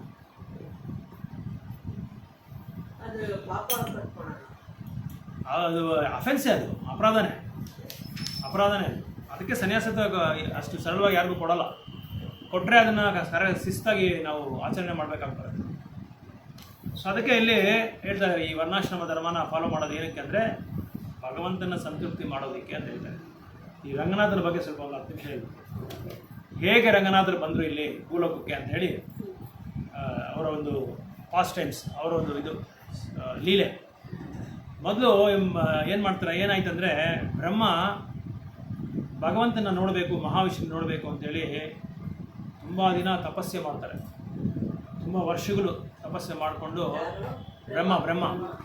ಬ್ರಹ್ಮ ಶ್ರೀರಂಗಮಲ್ಲಿದ್ದಾರಲ್ಲ ತಿರುಚಿರಿ, ಆ ರಂಗನಾಥರನ್ನ ಮಹಾವಿಷ್ಣು ಮೇಲೆ ಧ್ಯಾನ ಮಾಡ್ತಾರೆ. ಹೇಗೆ ಧ್ಯಾನ ಮಾಡ್ತಾರೆ ಅಂದರೆ ಕ್ಷೀರ ಸಮುದ್ರದ ಹತ್ರ ಕೂತ್ಕೊಂಡು ಆ ದಟ್ಟದಲ್ಲಿ ಧ್ಯಾನ ಮಾಡಿಕೊಂಡು ತುಂಬ ವರ್ಷಗಳು ಧ್ಯಾನ ಮಾಡ್ತಾರೆ. ಧ್ಯಾನ ಮಾಡ್ತಾ ಎಷ್ಟು ಯುಗಗಳಾಗುತ್ತೋ ಗೊತ್ತಾಗಲ್ಲ. ಸೆಲೆಸ್ಟಿಯಲ್ ಇಯರ್ಸ್ ಅಂದರೆ ಸ್ವರ್ಗಲೋಕದಲ್ಲಿ ನಮಗಿಲ್ಲ 6 ತಿಂಗಳು ಮುಗಿದ್ರೆ ಅವ್ರಿಗೊಂದು ಅರ್ಧ ದಿನ, ಇನ್ನು 6 ತಿಂಗಳು ಮುಗಿದ್ರೆ ಅವ್ರಿಗೆ 24 ಗಂಟೆ, ಒಂದು ದಿನ, ಒಂದು ಫುಲ್ ದಿನ, ಸಂಪೂರ್ಣವಾದ ದಿನ. ಅಂಥದ್ದು ಎಷ್ಟೋ ವರ್ಷಗಳು ಅವರು ತಪಸ್ಸೆ ಮಾಡ್ತಾರೆ. ಬ್ರಹ್ಮ ಮಹಾವಿಷ್ಣು ನೋಡಲೇಬೇಕು, ಅವ್ರ ದರ್ಶನ ಮಾಡಲೇಬೇಕು ಅಂತೇಳಿ ಘೋರವಾದ ತಪಸ್ಸೆ ಮಾಡುವಾಗ ಆ ಒಂದು ಕ್ಷೀರ ಸಮುದ್ರದಲ್ಲಿ ಒಂದು ವಿಮಾನ ಹೊರಗಡೆ ಬರುತ್ತೆ. ಆ ವಿಮಾನ ಏನು ವಿಮಾನ ಅಂದರೆ ಚಿನ್ನದಲ್ಲಿ ಮಾಡಿರೋ ವಿಮಾನ. ಆ ಚಿನ್ನದ ವಿಮಾನ ಹೊರಗಡೆ ಬರುತ್ತೆ. ಆ ಚಿನ್ನದ ವಿಮಾನ ಹೊರಗಡೆ ಬಂದಮೇಲೆ ಬ್ರಹ್ಮ ಅದನ್ನು ನೋಡ್ತಾರೆ. ಅದನ್ನು ನೋಡ್ಬಿಟ್ಟು ಅದ್ರ ಜೊತೆಯಲ್ಲಿ ಯಾರೆಲ್ಲ ಇದ್ದಾರೆ ಅಂದರೆ ಗಂಧರ್ವಗಳಿದ್ದಾರೆ, ದೇವತೆಗಳಿದ್ದಾರೆ, ಅದಾದಮೇಲೆ ಚತುರ್ಕುಮಾರಾಸ್ ಅವ್ರು ಬಂದಿದ್ದಾರೆ, ಗರುಡ ಇದ್ದಾರೆ, ಎಲ್ಲರೂ ಬಂದ್ಬಿಟ್ಟಿದ್ದಾರೆ ಅದ್ರ ಜೊತೆಗೆ. ಯಾಕಂದರೆ ಭಗವಂತ ಬಂದಿದ್ದಾನೆ ಅಂದರೆ ಅವರ ಎಂಟರೇಜ್ ಎಲ್ಲರೂ ಬಂದ್ಬಿಡ್ತಾರೆ, ಅವ್ರ ಜೊತೆ ಯಾರಿರ್ತಾರೆ ಎಲ್ಲರೂ ಬಂದ್ಬಿಡ್ತಾರೆ. ಅದು ನೋಡಿದ ತಕ್ಷಣ ಬ್ರಹ್ಮಗೆ ತುಂಬ ಸಂತೋಷವಾಗುತ್ತೆ, ತುಂಬ ಪ್ರಸನ್ನರಾಗ್ಬಿಟ್ರು ಬ್ರಹ್ಮ. ಸೊ ಅದಾದಮೇಲೆ ಅದು ಬ್ರಹ್ಮ ಏನು ಮಾಡ್ತಾರೆ, ಈಗ ಇದಕ್ಕೆ ಆ ವಿಮಾನದಲ್ಲಿ ಯಾರಿದ್ದಾರೆ ಅಂದರೆ ಭಗವಂತ ಇದ್ದಾರೆ. ಆ ವಿಮಾನದೊಳಗೆ ಭಗವಂತ ವಿಮಾನನೇ ಬಂದ್ಬಿಟ್ಟಿದೆ, ಆ ಚಿನ್ನದ ವಿಮಾನನೇ ಬಂದ್ಬಿಟ್ಟಿದೆ. ಅದಾದಮೇಲೆ ಬ್ರಹ್ಮ ಏನು ಮಾಡ್ತಾರೆ, ಒಂದು ದೊಡ್ಡ ದೇವಸ್ಥಾನ ಕಟ್ತಾರೆ ಅಲ್ಲೇ. ಮಹಾವಿಷ್ಣು ಬ್ರಹ್ಮ ತಪಸ್ಸೆ ಮಾಡಿದ್ದೆ ಅವ್ರು ಬರಬೇಕು ಅಂತಾನೆ, ಮಹಾವಿಷ್ಣು ಬರಬೇಕು ಅಂತ. ಅವ್ರೇನು ಮಾಡ್ತಾರೆ, ಆದಿಶೇಷನೂ ಬಂದಿರ್ತಾರೆ ಅಲ್ಲಿ. ಆದಿಶೇಷ ಬಂದಿರ್ತಾರೆ, ಗಂಧರ್ವಗಳೆಲ್ಲ ಬಂದಿರ್ತಾರೆ, ಆಮೇಲೆ ಚತುರ್ಕುಮಾರಸ್ ಬಂದಿರ್ತಾರೆ, ದೊಡ್ಡ ದೊಡ್ಡ ಋಷಿಮುನಿಗಳು ಬಂದಿರ್ತಾರೆ. ಆಮೇಲೆ ಇವರೆಲ್ಲರೂ ಏನು ಮಾಡ್ತಾರೆ, ಮಧುರವಾದ ಒಂದು ಇದು ಹಾಡುಗಳನ್ನ ಎಲ್ಲ ಹಾಡ್ತಾ ಇರ್ತಾರೆ ಭಗವಂತನಿಗೆ ಸಂತೃಪ್ತಿ ಆಗಲಿ ಅಂತ. ಸೊ ಬ್ರಹ್ಮ ಇದು ನೋಡಿ ತುಂಬ ಸಂತೋಷವಾಗಿ ಒಂದು ದೊಡ್ಡ ಒಂದು ದೇವಸ್ಥಾನ ನಿರ್ಮಾಣ ಮಾಡ್ತಾರೆ. ಒಂದು ದೊಡ್ಡ ದೇವಸ್ಥಾನ ನಿರ್ಮಾಣ ಮಾಡಿದ್ಮೇಲೆ ಅದಕ್ಕೆ ಇವರು ಪೂಜೆ ಮಾಡ್ತಾ ಇರ್ತಾರೆ ಪ್ರತಿದಿನ. ಇದು ಬ್ರಹ್ಮಲೋಕದಲ್ಲಿ ಬ್ರಹ್ಮಲೋಕದಲ್ಲೇ ದೊಡ್ಡ ದೇವಸ್ಥಾನ ಕಟ್ಬಿಡ್ತಾರೆ ಇವರಿಗೆ, ಮಹಾವಿಷ್ಣುವಿಗೆ. ಸೊ ಇದನ್ನು ಪೂಜೆ ಮಾಡ್ತಾ ಮಾಡ್ತಾ ಮಾಡ್ತಾ ಏನಾಗುತ್ತೆ, ತುಂಬ ವಯಸ್ಸಾಗ್ಬಿಡುತ್ತೆ ಬ್ರಹ್ಮಗೆ. ಅವ್ರೇನು ಮಾಡ್ತಾರೆ, ಸೂರ್ಯದೇವನ್ನ ಕರೀತಾರೆ, ಸೂರ್ಯದೇವನ ಪೂಜಾರಿಯಾಗಿ ನೇಮಿಸ್ತಾರೆ. ನೀನು ಇದನ್ನು ಭಗವಂತನ ನೋಡ್ಕೊ, ನನಗೆ ಸ್ವಲ್ಪ ಕಾಲಾವಕಾಶ, ನಾನು ಸ್ವಲ್ಪ ನಿವೃತ್ತಿ ಆಗ್ತೀನಿ ಅಂತೇಳಿ ಇವರಿಗೆ ಸೂರ್ಯದೇವನ ಕೊಟ್ಬಿಡ್ತಾರೆ. ಸೂರ್ಯದೇವ ಅವರು ಪೂಜಾರಿಯಾಗಿ ಭಗವಂತನಿಗೆ ಸೇವೆ ಮಾಡ್ಕೊಂಡಿರ್ತಾರೆ. ಅವರು ತುಂಬ ವರ್ಷಗಳು ಮಾಡ್ತಾ ನಂತರ ಏನು ಮಾಡ್ತಾರೆ, ಅವ್ರ ಮಗ ವಿವಸ್ವಾನ ಅಂತ ಇರ್ತಾರೆ, ವಿವಸ್ವಾನಕ್ಕೆ ಕೊಡ್ತಾರೆ. ವಿವಸ್ವಾನ ಏನು ಮಾಡ್ತಾರೆ, ವಿವಸ್ವಾನ ಪೂಜೆ ಮಾಡ್ತಾರೆ. ವಿವಸ್ವಾನ ಪೂಜೆ ಮಾಡ್ತಾ ಏನು ಮಾಡ್ತಾನೆ, ಅವನ ಮಗನಾದ ಇಕ್ಷ್ವಾಕು ಕೊಡ್ತಾರೆ. ಇಕ್ಷ್ವಾಕು ಯಾರು ಅಂದರೆ ಅಯೋಧ್ಯೆಗೆ ರಾಜ ಅವಾಗ. ಇದು ತ್ರೇತಾಯುಗದಲ್ಲಿ ಅನ್ಕೊಂತೀನಿ. ಸೊ ಆಗ ಏನು ಮಾಡ್ತಾನೆ, ಇಕ್ಷ್ವಾಕು ಕೊಡ್ತಾರೆ. ಇಕ್ಷ್ವಾಕು ಏನು ಮಾಡ್ತಾನೆ, ಇದನ್ನ ಅಯೋಧ್ಯದಲ್ಲಿ ಆ ಒಂದು ವಿಗ್ರಹನ ಪೂಜೆ ಮಾಡಿಕೊಂಡು ತುಂಬ ವರ್ಷಗಳು ಅವ್ನಿಗೆ ಏನು ಆಸೆ ಅಂದರೆ, ಬ್ರಹ್ಮಲೋಕದಲ್ಲೇ ಇರ್ತಾನೆ ಇಕ್ಷ್ವಾಕು. ಅಲ್ಲಿ ಪೂಜೆ ಮಾಡಿಕೊಂಡು ಸೂರ್ಯದೇವನ ಹೇಳ್ದಂಗೆ, ಅವ್ರ ತಂದೆ ಹೇಳ್ದಂಗೆ ಮಾಡಿಕೊಂಡು ಒಂದು ಆಸೆ ಬಂದ್ಬಿಡುತ್ತೆ ಇಕ್ಷ್ವಾಕುಗೆ. ಈ ಒಂದು ಭಗವಂತನ ಹೇಗಾದರೂ ಅಯೋಧ್ಯೆ ಕರ್ಕೊಂಡ್ಬರ್ಬೇಕು. ಈಗ ನಮಗೂ ಆಸೆ ಇರುತ್ತಲ್ಲ, ಎಲ್ಲಾದರೂ ಹೋದರೆ ನಮ್ಮೂರಲ್ಲಿದ್ರೆ ಚೆನ್ನಾಗಿರುತ್ತೆ ಅಂತ. ಸರಿ, ಭಗವಂತನ ಮೇಲೆ ತುಂಬ ಆಸೆ, ಅವ್ರಿಗೆ ಘೋರವಾದ ತಪಸ್ಸು ಮಾಡ್ತಾರೆ. ಯಾರು, ಇಕ್ಷ್ವಾಕು ಘೋರವಾದ ತಪಸ್ಸು ಮಾಡಿ 5 ಡೈರೆಕ್ಷನಲ್ಲಿ ಸೂರ್ಯನ ಮಗ, ಅದು ಮೊಮ್ಮಗ, ವಿವಸ್ವಾನಿಗೆ ಮಗ, ಸೂರ್ಯನಿಗೆ ಮೊಮ್ಮಗ, ಬ್ರಹ್ಮನಿಗೆ ಬಂದು ಮರಿ ಮೊಮ್ಮಗ. 5 ಕೋಣದಲ್ಲಿ ಬೆಂಕಿನ ಉದ್ಭವಿಸ್ತಾರೆ ಅವರು ಇಕ್ಷ್ವಾಕು. ಆ 5 ಬೆಂಕಿನಲ್ಲಿ ಉದ್ಭವಿಸಿ ಮಧ್ಯದಲ್ಲಿ ಅವ್ರು ಕೂತ್ಕೊಂಡು ತಪಸ್ಸೆ ಮಾಡ್ತಾರೆ. ತಪಸ್ಸೆ ಮಾಡಿಕೊಂಡು ಘೋರವಾದ ತಪಸ್ಸೆ ಮಾಡ್ತಾ ಬಿಸಿಲುಗಾಲ ಆಗ್ಬಿಡುತ್ತೆ. ಮತ್ತು ಚಳಿಗಾಲದಲ್ಲಿ ಏನು ಮಾಡ್ತಾರೆ, ಜಲಸಮುದ್ರದಲ್ಲಿ ಹೋಗಿ ತಪಸ್ಸೆ ಮಾಡ್ತಾರೆ. ತುಂಬ ಚಳಿ ಇರುತ್ತೆ, ತಡ್ಕೊಳ್ಳೋಕ್ಕಾಗಲ್ಲ, ಅಷ್ಟೊಂದು ಚಳಿ ಇರುತ್ತೆ. ಅಲ್ಲಿ ಹೋಗಿ ತಪಸ್ಸೆ ಮಾಡ್ತಾರೆ. ಅಲ್ಲಿ ತಪಸ್ಸೆ ಮಾಡ್ತಾ ಇವರು ತಪಸ್ಸೆ ತುಂಬ ಎಲ್ಲಿ ದೇವತೆಗಳಿಗೆ ಗೊತ್ತಾಗ್ಬಿಡುತ್ತೆ. ದೊಡ್ಡ ತಪಸ್ಸೆ ಮಾಡ್ತಾ ಇದ್ದಾರೆ ಇಕ್ಷ್ವಾಕು ಅಂತ ಹೇಳ್ಬಿಟ್ಟು ಇಂದ್ರನಿಗೆ ಗೊತ್ತಾಗ್ಬಿಡುತ್ತೆ. ಯಾರು ಗೊತ್ತಾದ್ರೆ ಇಂದ್ರನಿಗೆ ಗೊತ್ತಾಗ್ಬಾರ್ದು. ಇಂದ್ರ ಏನು ಮಾಡ್ತಾನೆ, ಯಾರಾದ್ರೂ ತಪಸ್ಸೆ ಮಾಡಿದ್ರೆ ಅವ್ನಿಗೆ ಆಗಲ್ಲ, ಭಂಗ ಮಾಡ್ಬಿಡ್ತಾನೆ ಬಂದು. ಸರಿ, ಇಂದ್ರನಿಗೆ ಗೊತ್ತಾಗ ಏನು ಮಾಡ್ತಾನೆ, ಮಾಡ್ತೀನಿ ನೋಡು ಅಂತ ಏನು ಮಾಡ್ತಾನೆ, ಕಾಮದೇವ್ರನ್ನ ಕರೀತಾನೆ. ಕಾಮದೇವ್ರನ್ನ ಕರೆದು ನೀನು ಭಂಗ ಮಾಡು ಹೋಗಿ ಅಂತ ಹೇಳ್ಬಿಡ್ತಾರೆ. ಇದು ಇಕ್ಷ್ವಾಕು ಮಾಡೋ ತಪಸ್ಸೆನ ಭಂಗ ಮಾಡು ಅಂತೇಳಿ ಕಳಿಸ್ಬಿಡ್ತಾರೆ. ಕಾಮದೇವನು ಹೋದರೆ ಒಬ್ಬನೇ ಹೋಗಲ್ಲ, ಊರ್ವಶಿ, ಮೇನಕ, ರಂಭ, ಇದು ತಿಲೋತ್ತಮ ಎಲ್ಲರೂ ಬಂದ್ಬಿಡ್ತಾರೆ. ಫುಲ್ ಟೀಮೇ ಬಂದು, ಆ ಗುಂಪೆ ಬಂದು ಇಕ್ಷ್ವಾಕು ಹತ್ರ ನಿಂತ್ಕೊಂಡ್ಬಿಡ್ತಾರೆ. ಇಕ್ಷ್ವಾಕು ಹತ್ರ ನಿಂತ್ಕೊಂಡು ಅವನಿಗೆ ಕಾಮದ ಒಂದು ರುಚಿ ತೋರಿಸಿ ಇದನ್ನ ಭಂಗ ಮಾಡಬೇಕು ಅಂತೇಳಿ ಪ್ರಯತ್ನ ಪಡ್ತಾರೆ. ಎಲ್ಲ ಪ್ರಯತ್ನ ಪಡುವಾಗ ಏನು ಮಾಡ್ತಾರೆ, ಇವರು ಇಕ್ಷ್ವಾಕು ತುಂಬ ವಿವೇಕಿ, ತುಂಬ ಶುದ್ಧ ಭಕ್ತರು. ಸೊ ಇವರ ಒಂದು ಕಾಮದ ರುಚಿನಲ್ಲಿ ಇವರು ಇದು ಭಂಗ ಆಗಲಿಲ್ಲ, ಅದಕ್ಕೆ ಬಲಿ ಆಗಿದ್ರೆ ಅವ್ರಿಗೇನು ಮಾಡಿದ್ರು, ಸಕಲ ಒಂದು ಸತ್ಕಾರನೂ ಮಾಡಿದ್ರು. ಬಂದಿರೋರಿಗೆಲ್ಲ ಬನ್ನಿ ಕೂತ್ಕೊಳ್ಳಿ ಅಂತ ಹೇಳ್ಬಿಟ್ಟು ಅವ್ರಿಗೆ ಪಾದ ಪೂಜೆ, ಅವ್ರಿಗೆ ಅರ್ಘ್ಯ ಮಾಡೋದು, ಪುಷ್ಪ ಕೊಡೋದು, ಇದೆಲ್ಲ ಮಾಡಿದ್ಮೇಲೆ ಎಲ್ಲ ಸತ್ಕಾರ ಮಾಡ್ಬಿಟ್ಟು ಏನು ಮಾಡಿದ್ರು, ಕಾಮದೇವರು ಹೇಳಿದ್ರು, ಸ್ವಾಮಿ ನಮ್ಮನ್ನು ಕ್ಷಮಿಸ್ಬಿಡಿ, ನೀವು ಮಾಡ್ತಾ ಇರೋ ಒಂದು ತಪಸ್ಯ ತುಂಬ ಶ್ರೇಷ್ಠವಾದ ತಪಸ್ಯ, ಆ ಭಗವಂತ ಮಹಾವಿಷ್ಣುವೇ ಬರಬೇಕು ಅಂತೇಳಿ ನೀವು ತಪಸ್ಸೆ ಮಾಡ್ತಾ ಇದ್ದೀರಾ, ನಿಮಗೆಲ್ಲ ಒಳ್ಳೇದಾಗಲಿ ಅಂತ ಹೇಳ್ಬಿಟ್ಟು ಎಲ್ಲ ವಾಪಸ್ ಹೋಗ್ಬಿಡ್ತಾರೆ. ಇಂದ್ರನ ಹತ್ರ ಹೋಗಿ ಹೇಳ್ಬಿಡ್ತಾರೆ, ಆಗೋ ಕೆಲಸ ಅಂತ ಹೇಳಿ. ಆವಾಗ ಇಂದ್ರನ ಕೋಪ ಬಂದು ಏನು ಮಾಡ್ತಾನೆ, ತನ್ನ ವಜ್ರಾಯುಧನ ತೊಗೊಂಡೋಗಿ ವಜ್ರಾಯುಧನ ಪ್ರಯೋಗ ಮಾಡ್ತಾನೆ. ಇಂದ್ರ ಬಂದ್ಬಿಡ್ತಾನೆ ಅಲ್ಲಿ.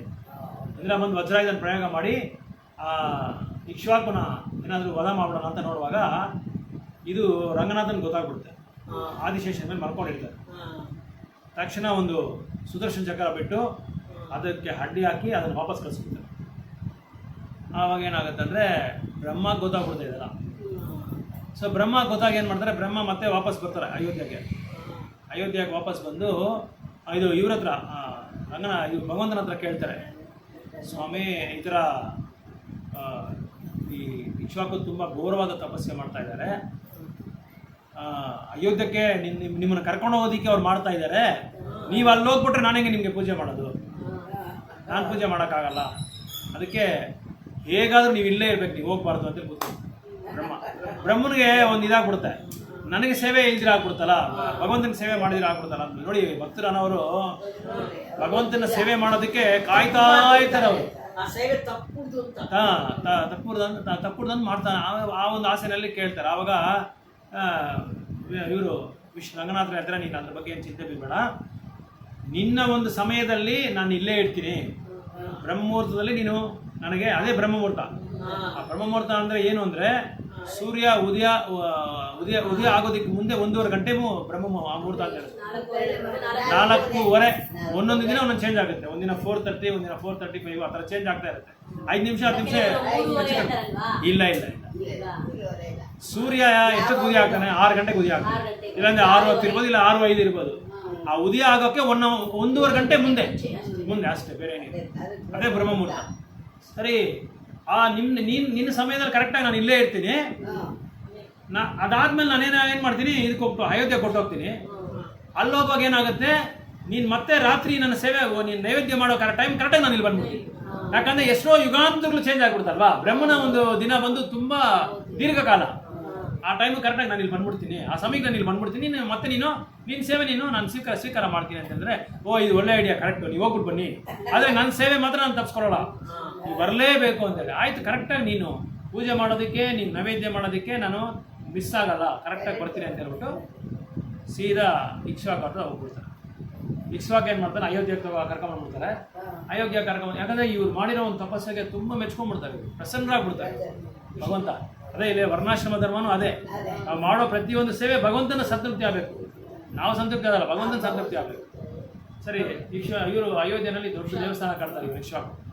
ಅಯೋಧ್ಯೆಗೆ ರಾಜ ಅವರು ಪೂಜೆ ಮಾಡಿ ದೇವಸ್ಥಾನ ಎಲ್ಲ ಕಟ್ಟಿ ಒಳ್ಳೆ ಸೇವೆ ಮಾಡ್ತಾ ಇರ್ತಾರೆ. ಇದೆಲ್ಲ ಮಾಡ್ತಾ ಇರುವಾಗ ಏನಾಗುತ್ತೆ ಅಂದರೆ, ಇಕ್ಷ್ವಾಕು ಏನು ಮಾಡ್ತಾರೆ, ಕೆಲವು ದಿನಗಳಾದಮೇಲೆ ಒಂದು ದೊಡ್ಡ ಇದು ಕಾರ್ಯಕ್ರಮ ಮಾಡ್ತಾರೆ ಇಕ್ಷ್ವಾಕು. ಆ ಕಾರ್ಯಕ್ರಮದಲ್ಲಿ ಧರ್ಮವರ್ಮ ಅಂತ ಒಬ್ಬ ಬರ್ತಾನೆ ಇಲ್ಲಿ ಅಯೋಧ್ಯೆಗೆ.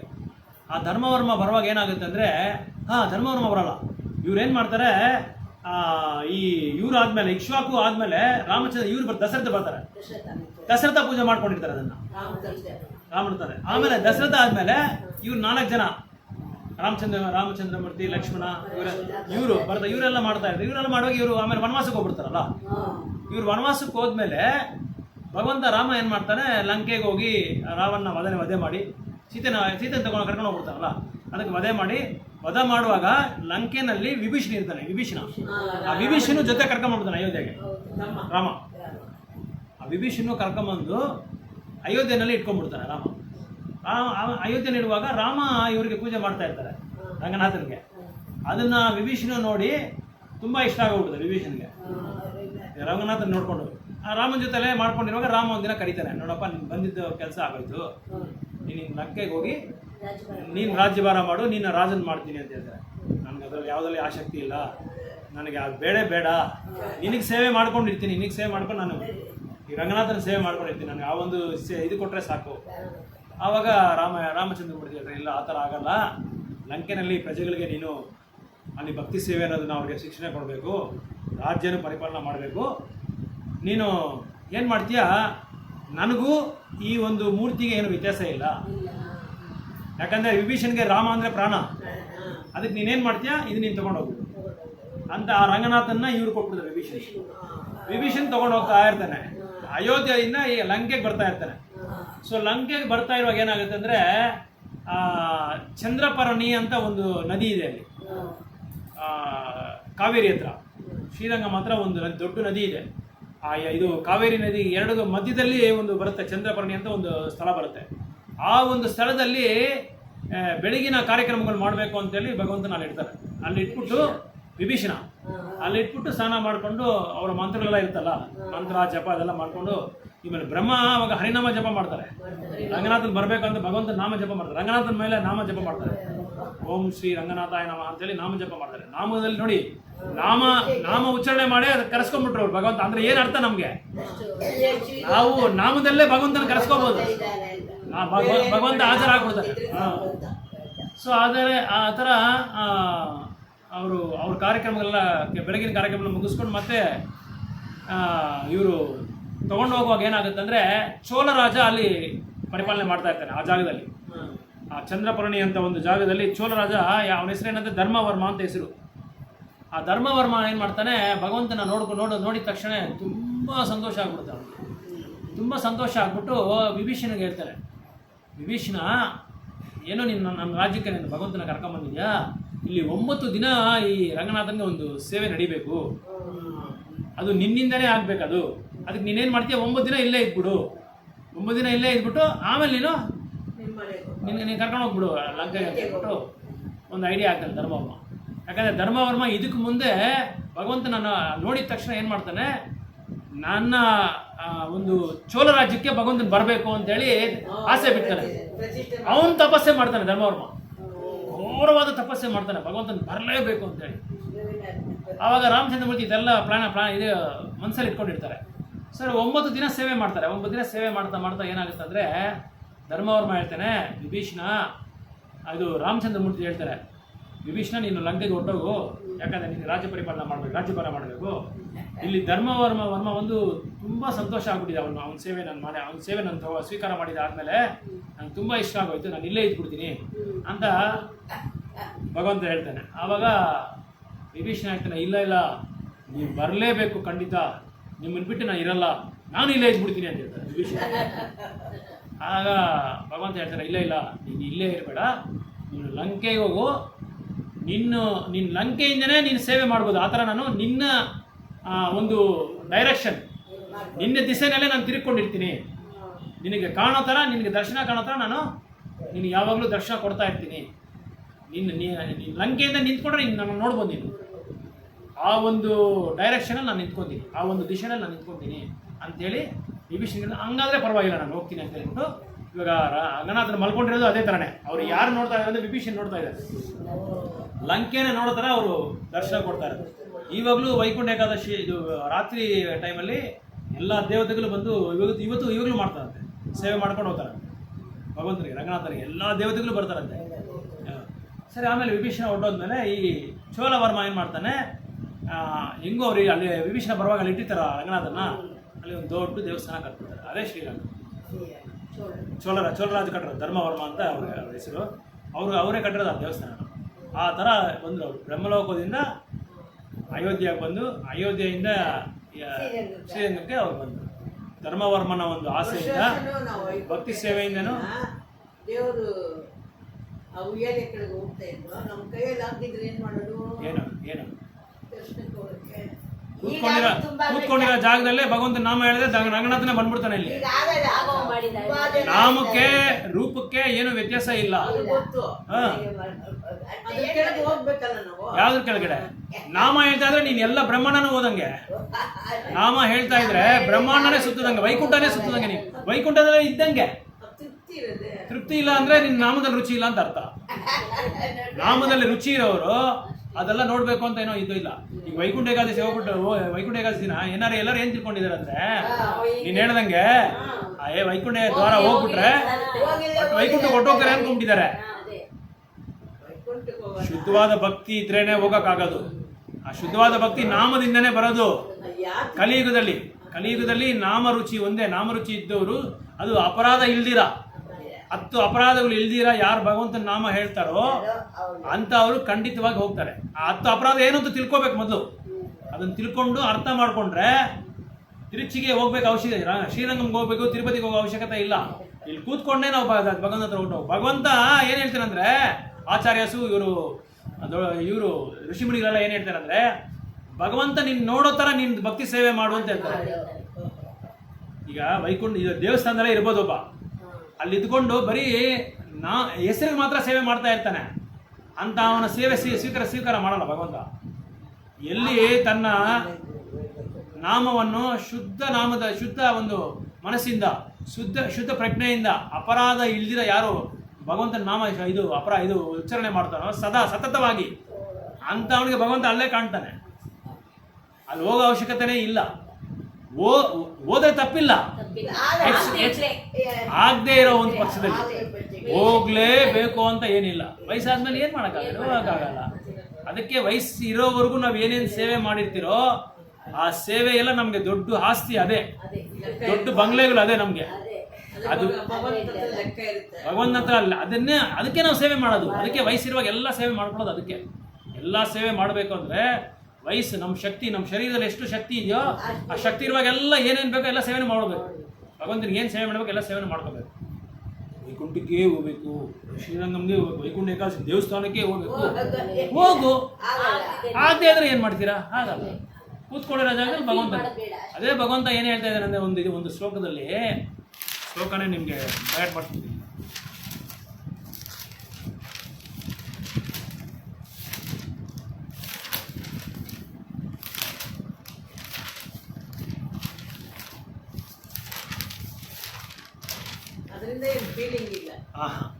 ಫೀಲಿಂಗ್ ನಾವು ಮಾಡ್ಕೋಬಾರ್ದು. ಏನು ಇರೋ ಜಾಗನ ಶ್ರೀರಂಗ ಮಾಡ್ಕೊ ಅಂತ ಹೇಳ್ತಾರೆ ಭಗವಂತ. ನೀನು ಇದ್ದೀಯಾ ಅದನ್ನ ವೈಕುಂಠ ಮಾಡ್ಕೋ. ಇವರು ಕುಲಶೇಖರ ಅಲ್ವರು ಏನು ಹೇಳ್ತಾರೆ, ಯಾವ ಜಾಗ ಎಲ್ಲಿದ್ದೀಯೋ ನೀನು ಅಲ್ಲೇ ನಿನ್ಗೆ ವೈಕುಂಠ, ಇರೋ ಜಾಗನೇ ವೈಕುಂಠ ಮಾಡ್ಕೋಬಹುದು. ನಮ್ಮ ಕೈಯಲ್ಲಿದೆ ಅಷ್ಟೇ. ನಾವು ಯಾವ ದೃಷ್ಟಿಯಲ್ಲಿ ನೋಡ್ತೀರೋ ಆ ದೃಷ್ಟಿಯಲ್ಲಿ ನೋಡ್ತೀವಿ. ನಾವು ನರಕಲೋಕನೂ ಮಾಡ್ಕೋಬಹುದು, ವೈಕುಂಠನೂ ಮಾಡ್ಕೋಬಹುದು.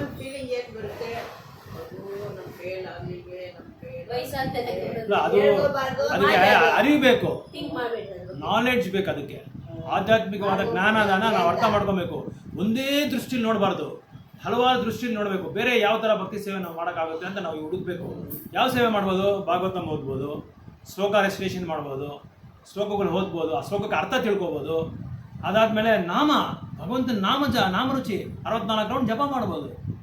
64 ಈ ಥರ ಸತ್ಸಂಗಗಳಲ್ಲಿ ಭಾಗವಹಿಸ್ಬೋದು. ಯಾವುದ್ರಲ್ಲಿ ನಮ್ಗೆ ಆಗುತ್ತೋ ಅದ್ರಲ್ಲಿ ನಾವು ನೋಡಬೇಕು. ಇದೇ ಮಾಡಬೇಕು, ಅದೇ ಮಾಡಬೇಕು. ಇವಾಗ ದೇವಸ್ಥಾನಕ್ಕೆ ಹೋದ್ರೆ ವಿಗ್ರಹಾರಾಧನೆ ಯಾರು ವಯಸ್ಸಾದವ್ರಿಗೆ ಯಾರಿಗೂ ಕೊಡಲ್ಲ. ತುಂಬ ವಯಸ್ಸಾದವರೆಲ್ಲ ಅವರೇ ಹೊರಗಡೆ ಹೋಗ್ಬಿಡು ಅಂತ ನೀವು ಕೂತ್ಕೊಂಡು ನೋಡಿ ಅಂತ ಹೇಳ್ತಾರೆ ಅಷ್ಟೇ. ಭಗವಂತನ ನೋಡ್ಕೊಂಡಿರೋದೇ ದೊಡ್ಡ ವಿಷಯ. ಭಗವಂತನ ನೋಡಿಕೊಂಡು ಅವನ ಸ್ಮರಣೆ ಬಂದ್ರೆ ಸಾಕಲ್ವಾ? ಅವ್ನ ಸ್ಮರಣೆ ಬಂದರೆ ಸಾಕು, ಬೇರೆ ಏನು ಬೇಕಾಗಿಲ್ಲ. ಸೇವೆ ಅನ್ನೋದು ಬಂದು ಭಗವಂತ ಯಾವ ಥರವಾದ ಸೇವೆನನ್ನು ಸ್ವೀಕಾರ ಮಾಡ್ಕೊತಾನೆ. ನೀನು ವಿಗ್ರಹಾರಾಧನೆ ಮಾಡಿದಾನೆ ನೀನು ದೊಡ್ಡ ಭಕ್ತ ಅಂತ ಹೇಳಿ ಭಗವಂತ ಯಾರನ್ನು ಇದು ಮಾಡ್ಕೊಳ್ಳಲ್ಲ. ನೀನು ಭಗವಂತನ ದೇವಸ್ಥಾನ ಗುಡಿಸಿರೋ ಕೂಡ ನೀನು ಸೇವಕನೇ, ಆ ಸೇವೆನ ಅವ್ರು ತೊಗೊತಾರೆ. ಅದಕ್ಕೆ ಅನಿಲ್ ಸೇವೆ ನಾನು ಹೇಳಿದ್ದು ನಿಮಗೆ. ಅನಿಲ್ ಏನು ಮಾಡ್ದ? ಚಿಕ್ಕ ಕಲ್ಲು ಎತ್ಕೊಂಡು ಹೋಗಿ ಆಗ್ದ ದೊಡ್ಡ ಬ್ರಿಡ್ಜ್ ಕಟ್ಟಕ್ಕೆ. ಭಗವಂತ ಹೋಗ ನೀನು ನಿನ್ಗೆ ಆಗಲ್ಲ ಅಂತೇನು ಹೇಳಿಲ್ಲ ಭಗವಂತ. ಹನುಮಂತನ ದೊಡ್ಡ ಬಂಡೆಗಳು ಎತ್ಕೊಂಬಂದು ಹನುಮಂತನಿಗೆ ಬುದ್ಧಿ ಹೇಳ್ಕೊಟ್ರು. ನೀನು ಮಾಡೋ ಸೇವೆ ನೀನು ಮಾಡೋ ಸೇವೆನೂ ಅನಿಲ್ ಮಾಡೋ ಸೇವೆ ಎರಡು ಒಂದೇ ಅಂತ ಹೇಳಿದ್ರು. ಅವಾಗ ಹನುಮಂತನ ಬುದ್ಧಿ ಬಂತು, ಯಾರು ಬೇಕಾದರೂ ಅವ್ರವ್ರ ಕೆಪಾಸಿಟಿಗೆ ತಕ್ಕಂತೆ ಅವ್ರು ಸೇವೆ ಮಾಡ್ಕೋಬೋದು. ಯಾವ ಸೇವೆನೂ ಮಾಡ್ಕೋಬೋದು, ಯಾವ ಸೇವೆ ಆದರೂ ಮಾಡ್ಬೋದು. ಯಾಕಂದ್ರೆ ಇನ್ನೊಂದು ಫೀಲಿಂಗ್ ಬರ್ತದೆ ಅಂದರೆ ನಾವು ಅದಕ್ಕೆ ಯೂಸ್ ಮಾಡಬೇಕು ಅಂತ ಹೇಳೋದು. ಶಾಸ್ತ್ರಗಳಲ್ಲಿ ಆಚಾರ್ಯಸು ಭಕ್ತರು ಯಾವ ಥರವಾದ ವಯಸ್ಸಾದ್ಮೇಲೆ ಏನೇನು ಭಕ್ತಿ ಸೇವೆ ಮಾಡು ಅಂತ ಹೇಳಿದ್ದಾರೆ ಅದನ್ನು ನಾವು ನೋಡ್ಕೋಬೇಕು. ಅಲ್ಲ ನಾವು ಕೇಳ್ಕೊಳ್ಬೇಕು, ಅದನ್ನು ವಿಚಾರಣೆ ಮಾಡ್ಕೋಬೇಕು. ಈ ಥರ ಆದರೆ ಏನಾಗುತ್ತೆ, ಯಾವ ಥರ ಮಾಡಬೇಕು ಅಂದರೆ ನಾವು ನಾಮನೇ ಹೈಯೆಸ್ಟು. ಅಂಥವ್ರಿಗೆಲ್ಲ ನಾಮ ಹೈಯೆಸ್ಟು, ಭಗವಂತ ನಾಮ ಹೈಯೆಸ್ಟು. ದೇವಸ್ಥಾನಕ್ಕೆ ಹೋಗ್ಬೇಕು, ಅಲ್ಲೇ ಹೋಗ್ಬೇಕು. ಇಷ್ಟೊಂದು ಕೆಲಸ ಮಾಡ್ಬಿಟ್ಟು ನೀನು ಹೆಂಗೆ ಅರ್ಥ ಮಾಡ್ತೀಯ ಅಂತ ಹೇಳಿದ್ರು. ಅವ್ರಿಗೆ ನಾನು ಹೇಳ್ಕೊಟ್ಟೆ ಕೆಲಸ ಯಾವಾಗಲೂ ಇದೆ. ನೀನೇನು ಹೇಳ್ಬೇಕಂದ್ರೆ ನಾನೇ ಇರೋದ್ರಲ್ಲಿ ಲೋವೆಸ್ಟ್ ಮಾಡ್ತಾ ಇರೋದು. ನಾನೊಬ್ಬನೇ ಭಕ್ತ 16 ರೌಂಡ್ ಮಾಡ್ತಾ ಇರೋದು, ಬೇರೆ ಎಲ್ಲರೂ 64 ರೌಂಡ್ ಮಾಡ್ತಾರೆ ಅಂತ ಹೇಳ್ಬೇಕು. ಅವ್ರು ಏನಂತಂದ್ರೆ ಇನ್ನೂ 64 ರೌಂಡ್ ಮಾಡೋರು ಇದ್ದಾರಾ ಅಂತ ಅವ್ರಿಗೆ ಆಶ್ಚರ್ಯ ಬರುತ್ತೆ. ಅವಾಗ ಅವ್ರು ಏನು ಆಸೆ ಆಗುತ್ತೆ, ಅಟ್ಲೀಸ್ಟ್ ನಾವು ಒಂದು 2 ರೌಂಡ್ ಮಾಡೋಣ. ಹೌದು, ನನ್ಗಿನ್ನ ನೀನ್ ಜಾಸ್ತಿ ಮಾಡೋದು ಯಾಕೆಂದ್ರೆ ಜಾಸ್ತಿ ಮಾಡು ಅಂತ ಹೇಳ್ಬೇಡ, 2 ರೌಂಡ್ ಮಾಡು ಸಾಕು ಅಂತ ಹೇಳ್ಬೇಕು. ಫಸ್ಟ್ 2 ರೌಂಡ್ ಮಾಡಿಸ್ಬೇಕು. ಮುಂಚೆ ಮಾಡಿದ್ರೆ 4 ರೌಂಡ್ ಮಾಡಿಸು ಅಂತ ಹೇಳ್ಬೇಕು. ಇಲ್ಲಾಂದ್ರೆ 6 ರೌಂಡ್ ಮಾಡು ಅಂತ ಹೇಳ್ಬೇಕು. ಇವತ್ತು ವಿಶೇಷವಾದ ದಿನ, ಇವತ್ತು ಭಗವಂತನ ಆವಿರ್ಭಾವ ದಿನ, ಇನ್ನೊಂದು ರೌಂಡ್ ಎಕ್ಸ್ಟ್ರಾ ಮಾಡು. ಇವತ್ತು ಏಕಾದಶಿ, ಇನ್ನೊಂದು 2 ರೌಂಡ್ ಎಕ್ಸ್ಟ್ರಾ ಮಾಡು. 1 ರೌಂಡ್ ಮಾಡಿದ್ರೆ 100 ರೌಂಡ್ ಸಮಾನ. ಇದೆಲ್ಲ ಹೇಳ್ಬೇಕು ಅವ್ರಿಗೆ. ಅದಕ್ಕೆ ಎಲ್ಲ ನಮ್ಮ ಭಕ್ತರು ಏನು ಮಾಡ್ತಾರೆ, ಎಲ್ಲ ನೋಟ್ಸ್ ತೊಗೊಂತಾರೆ. ಎಲ್ಲ ಮುಖ್ಯವಾದ ಪಾಯಿಂಟ್ಸ್ ಎಲ್ಲ ನೋಟ್ಸ್ ಬರ್ಕೊಂತಾರೆ. ಅದೆಲ್ಲ ಬರ್ಕೊಂಡು ಏನು ಮಾಡ್ತಾರೆ, ಅದನ್ನ ಜ್ಞಾಪಕ ಇಟ್ಕೊಂಡು ಮತ್ತೆ ಯಾರಾದ್ರೂ ಫ್ರೀ ಆಗಿರುವಾಗ ಅದನ್ನ ಓದ್ಕೊಂತಾರೆ. ಓದ್ಕೊಂಡು ಪ್ರಚಾರ ಮಾಡುವಾಗ ಬೇರೆಯವ್ರ ಮಗಳು ಕೇಳ್ಕೊಂತಾಳೆ, ಎಷ್ಟೊಂದು ಮಾಡ್ತೀಯ ನೀನು, ಹೆಂಗೇನ್ ಮಾಡ್ತೀಯಾ ನಿನ್ ಟೈಮ್ ಇರ್ತೀರಾ ಅಂತ ಕೇಳಿದ್ರು. ಟೈಮ್ ಇರಲ್ಲ ಕಲಿಯುಗದಲ್ಲಿ, ನಾವು ಟೈಮ್ ಮಾಡ್ಕೋಬೇಕು ಅಂತ ಹೇಳ್ಬೇಕು. ಟೈಮ್ ಯಾರಿಗೂ ಟೈಮ್ ಇರಲ್ಲ, ಯಾಕಂದ್ರೆ ನಾವು ಅಂತ ಇದ್ರಲ್ಲಿ ಇರೋದು. ನಾನು ಹಂಗೆ ಹೇಳ್ಕೊಡ್ಲಿಲ್ಲ, ನೀ ಸ್ನಾನ ಮಾಡಿದ ತಕ್ಷಣ ಕುತ್ಕೊಂಡು ಮಾಡ್ಬಿಡು, ಅದೇ ಟೈಮ್ ತಗೊಳ್ತಿದ್ದೆ ಅಂತ ಹೇಳ್ತಾರೆ. ಟೈಮ್ ಅದಕ್ಕೆ ನಾವು ಸೃಷ್ಟಿ ಮಾಡ್ಕೋಬೇಕು. ನಾವೇ ಟೈಮ್ ಅಲಾಟ್ ಮಾಡ್ಬೇಕು. ಅದಕ್ಕೆ ಟೈಮ್ ಯಾವತ್ತೂ ಇರಲ್ಲ, ಟೈಮ್ ಹೋಗ್ತಾ ಇರುತ್ತೆ. ಅದಕ್ಕೆ ನಾವೇ ಸೃಷ್ಟಿ ಮಾಡ್ಕೋಬೇಕು ಟೈಮ್ ಅಂತ ಹೇಳಿ. ನಮ್ ಕೆಲಸ ಬಿಟ್ಬಿಟ್ಟು ಅದು ಮೊದಲು ಮಾಡ್ಬಿಟ್ಟು ಆಮೇಲೆ ಮಾಡ್ಕೋಬೇಕು. ಇದೊಂದು ಮಾಡಿದ್ರೆ ಎಲ್ಲ ಮಾಡ್ದಂಗೆ ಅಂತ ಹೇಳ್ಬೇಕು. ಹಂಗಂತ ನಿನ್ ಕೆಲಸ ಏನು ಸ್ಟಾಪ್ ಮಾಡಬೇಡ, ಅದೂ ಮಾಡು ಇದು ಮಾಡು. ಇದು ಬೆಳಗ್ಗೆ ಸಾಯಂಕಾಲ ಇದು ಮಾಡ್ಕೊ, ಮಧ್ಯಾಹ್ನ ಟೈಮಲ್ಲಿ ಬೇರೆ ಟೈಮಲ್ಲಿ ಇದು ಮಾಡ್ಕೊ ಅಂತ ಹೇಳ್ಬೇಕು. ಅವರು ಯಾವ ಥರವಾದ ಇದ್ರಲ್ಲಿ ಇದ್ದಾರೆ ಅಂತ ನೋಡ್ಕೋಬೇಕು. ಅವರೇನು ಕೆಲ್ಸಕ್ಕೆ ಹೋದವರ ಇಲ್ಲ ಮನೇಲಿ ಇರೋರ ಅದೆಲ್ಲ ನೋಡ್ಕೊಂಡು, ಮನೇಲಿ ಇರೋರಾದ್ರೆ ಇನ್ನು ಯಾವಾಗ ಬೇಕಾದ್ರೂ ಮಾಡ್ಬೋದಮ್ಮ. ಬೆಳಗ್ಗೆ ಸ್ವಲ್ಪ ಬೇಗ ಎದ್ಬಿಡು, ಒಂದು 6 ಗಂಟೆಗೆ 5:15 ಎದ್ಬಿಡು, 6 ಗಂಟೆಗೆ ಎದ್ದು ನೀನು ಇದೆಲ್ಲ ಮಾಡ್ಕೊಂಬಿಡು. ಆಮೇಲೆ ನಿನಗೆ ಮಕ್ಕಳು ನೋಡ್ಕೊಳ್ಳೋದು, ನಿಮ್ಮ ಗಂಡಲ್ಲಿ ನೋಡ್ಕೊಳ್ಳೋದು ಎಲ್ಲ ಸರಿ ಹೋಗುತ್ತೆ. ಕರೆಕ್ಟ್ ಅದು ಕರೆಕ್ಟ್. ಕ್ಲಾಸ್ ಸೂಪರ್ ಕೇಳ್ತಾರೆ, ಫುಲ್ ಇಂಗ್ಲೀಷ್ ಅವಳು. ಸೊ ಈ ಥರ ರಂಗನಾಥ ಬಂದು ಆವಿರ್ಭಾವ ಆದರೂ ತಿಳಿಸಿನಲ್ಲಿ ಏ ಕ್ಲಾಸ್ ಕೂಡ ಇರ್ತಾರೆ. ಜಪ ಮಾಡೋಣ ಇಲ್ಲ ಹೆಂಗೆ? ಜಪ ಮಾಡು, ಟೈಮ್ ಆಗೋಯ್ತಲ್ಲ. ಓಕೆ. ಉಗ್ರಂ ವೀರಂ ಮಹಾವಿಷ್ಣು ಜ್ವಲಂತಂ ಸರ್ವತೋಮುಖಂ ನರಸಿಂಹಂ ಭೀಷಣಂ ಭದ್ರಂ ಮೃತ್ಯೋರ್ಮೃತ್ಯುಂ ನಮಾಮ್ಯಹಂ. ಈ ಥರ ಫೋನ್ಗಳು ಆ ಥರ ಮಾಡೋರಿದ್ರೆ ಚೆನ್ನಾಗಿ ಪ್ರಚಾರ ಮಾಡ್ಬೇಕು ಅವರೆಲ್ಲ. ಒಳ್ಳೆ ಅಂತವ್ರಿಗೆ ಇನ್ನೂ ನೀನು ಎಕ್ಸ್ಟ್ರಾ ಕೂಡ ಹೇಳ್ಬೋದು. ಚೆಯ್ಯಿಗೆ ಮಾತ್ರ ಏನ್ ಹೇಳಿದ್ರು ಕೇಳ್ತಾರೆ. ಕರೆಕ್ಟ್. ಅವರು ಇನ್ನೊಬ್ಬ ನಮ್ಮ ಇದು ಅಪಾರ್ಟ್ಮೆಂಟ್ ಅಲ್ಲ, ಹಂಗಾಗಿ ಫ್ರೆಂಡ್ಸ್ ಮಾಡ್ಕೊಂಡು ಹೇಳ್ತಾರೆ. ಸೊ ಅದರ ಯಾರು ಮಾತಾಡ್ಸಿದ್ರು ಮಾತಾಡಲ್ಲ, ತಿನ್ನಕ್ಕೂ ಬರಲ್ಲ, ಕೆಲಸ ಆಮೇಲೆ ಮಾಡ್ಕೊತಾಳೆ. ಫಸ್ಟ್ ಕ್ಲಾಸ್ ಕೇಳ್ತಾಳೆ, ಇಂಗ್ಲಿಷ್ ಕೇಳ್ತಾಳೆ. ಯಾರು ಕ್ಲಾಸ್ ಕೇಳ್ತಾರೆ ಇದ್ರಲ್ಲ ಮೊಬೈಲ್ ಶೇಷಾದ್ರಿಪುರ ಹೇಳ್ತಾರಂತಲ್ಲ, ಅವ್ರ ಕ್ಲಾಸ್ ಕೇಳೋದು. ಓಕೆ. ಅವರು ಮಲ್ಕೇಶ್ವರಿ ಫೋನ್ ಮಾಡ್ಕೊಂಡಿದ್ರು, ನೀನು ಫೋನ್ ಮಾಡಿದ್ರೆ ಇಸ್ಕಾನ ಅಲ್ಲಿ ಶೇಷಾದ್ರಿಪುರ ಒಂದು ದೇವಸ್ಥಾನ ಇದೆ. ನಾನು ಚಾಟಿಂಗ್ ಮಾಡ್ತಾ ಇದ್ದೀನಿ, ಆಮೇಲೆ ಮಾತಾಡ್ತೀನಿ ಅದು ನೋಡ್ಕೊಂಡು ಅವಳ ಪ್ರಗತಿಗಳು ನನ್ನ ಕೇಳೋದು. ಅವಳು ಎಷ್ಟೊತ್ತಿ ಮಾಡ್ತೀಯಂತೀನಿ ನೀನು, ಎಷ್ಟು ಬಿಡುವಾಗಿರ್ತದೆ ನಿನಗೆ, ಆಮೇಲೆ ಹೇಳ್ತೀನಿ ನೀನು 2 ರೌಂಡ್ ಮಾಡಿ ಆಮೇಲೆ ನಾನು ಮಾಡ್ತೀನಿ. ನಮಸ್ತೆ ನರಸಿಂಹಾಯ